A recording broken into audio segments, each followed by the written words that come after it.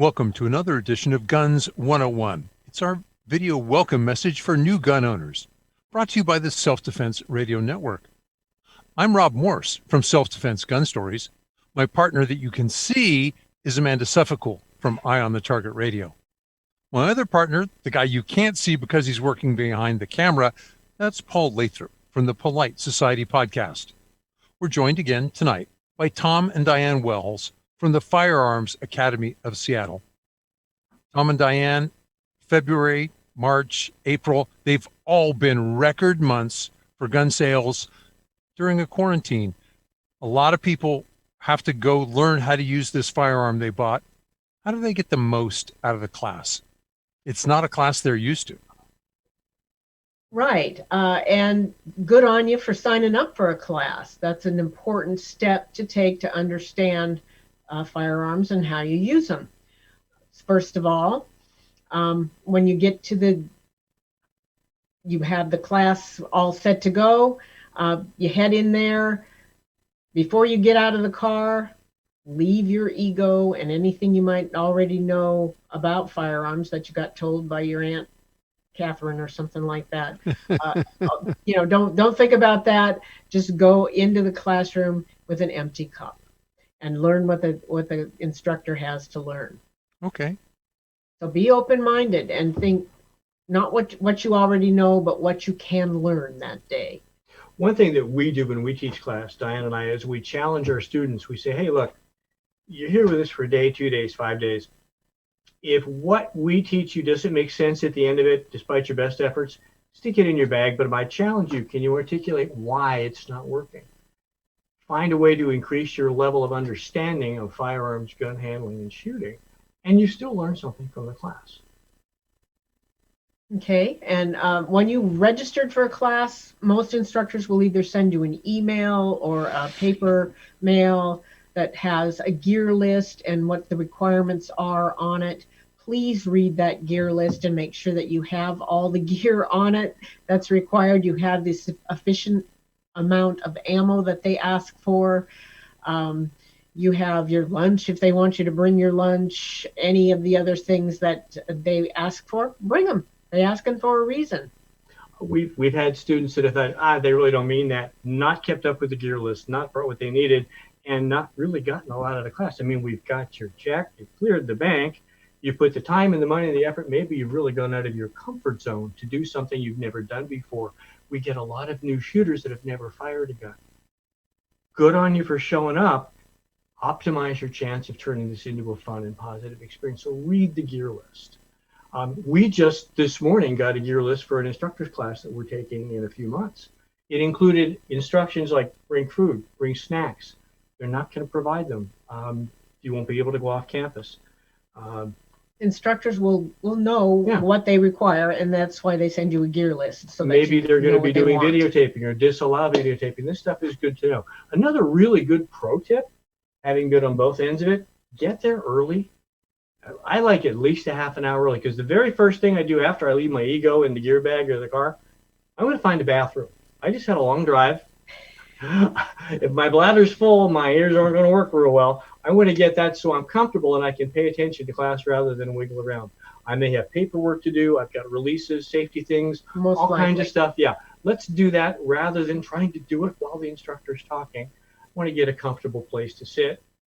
And also, before class starts, you brought a gun to class, right? Don't mess with it. Leave it where it is. Leave it where it is. If it's in a holster, leave it in the holster. If it's in the bag or the box, leave it in the bag or the box. The instructor has dealt with this before and will instruct you on what to do. If you need to ask, by all means do so. But don't mess with it. We've done this before. But there's some other stuff you can bring that can even optimize that stuff. Read the ammo quantities and allow some extra. Always bring a little extra. There may be some extra time somewhere in the class if you're lucky, and they may want you to offer you a chance to do some extra drills and things like that. Or somebody may run out of ammo that you have the right caliber, and you can help them out. So it never hurts to bring extra ammo. Just be ready in case. Also, an extra gun. My first class, my primary gun, I was all set to go. It broke. And that was the end of that if I hadn't had a second gun and all the gear for it. Oh, on the other hand, how many people have come into your class essentially with the gun in the box and they go, how do I use this? Frequent. We do a lot of the entry-level classes, and that's why you're there. That's an appropriate question to ask. Okay, that's a wonderful thing to ask.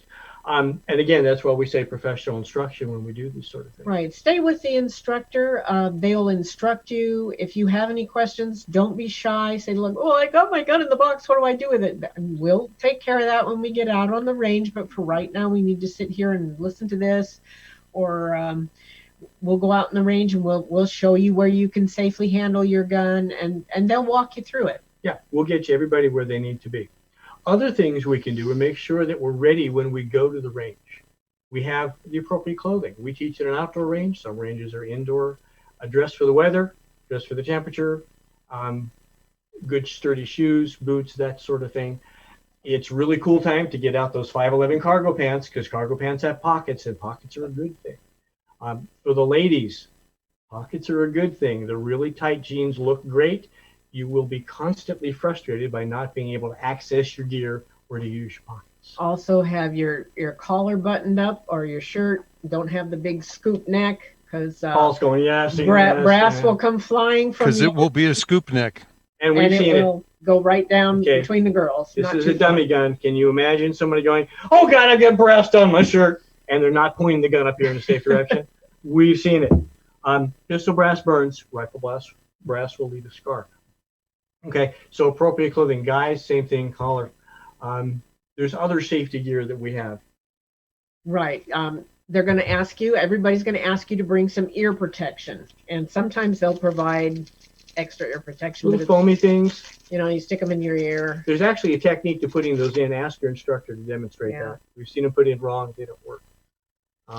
They work just fine. Unfortunately, you're deaf all the time because you got to keep taking them out and putting it back in. Most people have a muff. Now this muff here is, it's got a little dial on it. And a little on-off switch. Yeah, right there. And that is that indication that this is an amplified hearing or what they call active hearing muff. These are really nice if you have hearing problems because they will amplify the range commands. And you can hear better.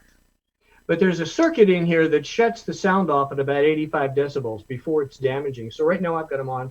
I can hear everything fine. Say hi to something, Diane. Hi. Hi. But if I turn them off, it's like they're less expensive and it's muffled, and I have trouble hearing range commands. These are running about $40 a low end in the store. Pro tip, if you've got directional microphones, run them back to the instructor. Yep. Another thing. If you don't have hearing protection that's adequate and you have trouble hearing, position yourself in the center of the line so that the instructor's commands will be easier for you to hear. Yeah, it's no time to be shy and hide in the corner if you can't hear. You have to be out there. You have to let them know what your needs are or we can't help you. Okay. Another thing they will make sure you have is eye protection. Ear Pro, Eye Pro. That's the way the cool guys say it. I wear these glasses when I shoot. These are my everyday glasses. I put some industrial side shields on mine. These are my prescription glasses, shatter-resistant lenses. It protects from brass flying. Otherwise, something wraparound. These are some inexpensive ones. It's got the side shield here. I can put these over my glasses if I can just wear them without glasses. Wraparound eye protection. Also looks very cool, but it serves a purpose. Okay. Again, oh my God, I just got some brass in my face. Not a good time for that to happen. There's a couple other clothing options that help also. Yeah, most of them want you to bring a billed cap, like a ball cap, and that will help. Something. The bill will help bounce brass off away from your face. You can wear anything with a bill, but if you got to say a cowboy hat, it's hard to get the earmuffs over. Consider that beyond the fashion. Okay. It is. It is. There's one other thing that's really important in class. At the beginning of a good class, the instructor will have a safety briefing, regardless of how many classes you've been to. How many briefings you've heard. Listen to the safety briefing. Pay attention. There may be some range specifics. You will be held accountable even if you don't pay attention to those rules. Right, Follow directions and don't get ahead of the instructor. Okay, even though you know what's going to happen, pay attention so the instructor can watch everybody else and not pay attention to you doing something different. Ask questions, take notes, give the techniques a try, and always All the rules. All the rules. So those are all very, very good tips. And I have one last tiny little tip, and that is don't monopolize the instructor.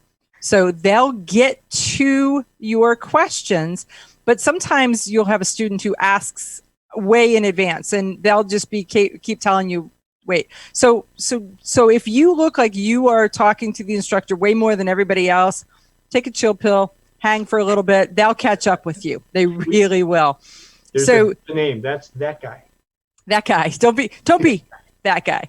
Yeah, right. But getting the most out of a class, these are some really good points. So if you want to see more, you want to hear more, you want to learn more from Tom and Diane Walls, firearmsacademy.com is their website. Firearmsacademy.com. You can go to see what they have to say because they've got a lot of information and they've got some more videos too. So look them up.